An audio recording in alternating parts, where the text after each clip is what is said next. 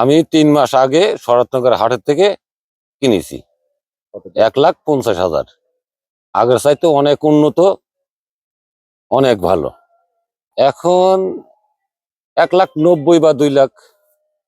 হ্যাঁ, নিজে একটু পরিশ্রম করলে এবার ভালো ইনকাম হয়।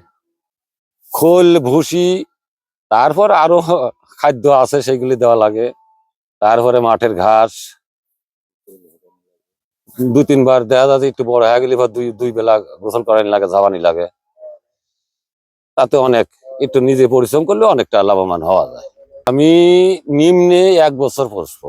1 বছর পোষার পরে দেখা যাচ্ছে দাঁতটি বা দাতার ভাব হবে, ওই সময় হয়তো ছাড়ি দেবো, ব্যাস বিক্রি করবো। আশা তাও লাখ 3।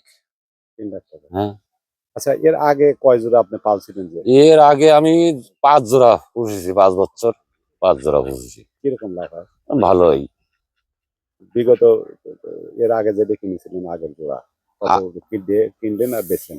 আগের জোড়া আমি অবরোধের মধ্যে কিনা, তবে আমার কিনা ছিল হচ্ছে 1.5 লাখ। আমি এই 1 বছর পুষিয়ে আমি 2,70,000 বিক্রি করছি। বিক্রি করে আবার আষাঢ়ে বিক্রি করছি। আষাঢ়ে আর কিনে নিয়ে কিনেছি ভাদর মাসের প্রথম দিকে এই জোড়া আনেছি। আচ্ছা, মহিষ পালন শুরু করলেন কেন? গরু পুষতে পুষতে দেখলাম যে গরু এক গোয়ালে বাঁধা থাকে, আর মহিষলি একটু লাড়াছাড়া করা যায়, এই সুবিধার কারণে মোষ পোষা শুরু করেছি। আচ্ছা, গরু পালন থেকে মহিষ পালনের লাভ বেশি কিনা? হ্যাঁ, একটু বেশি।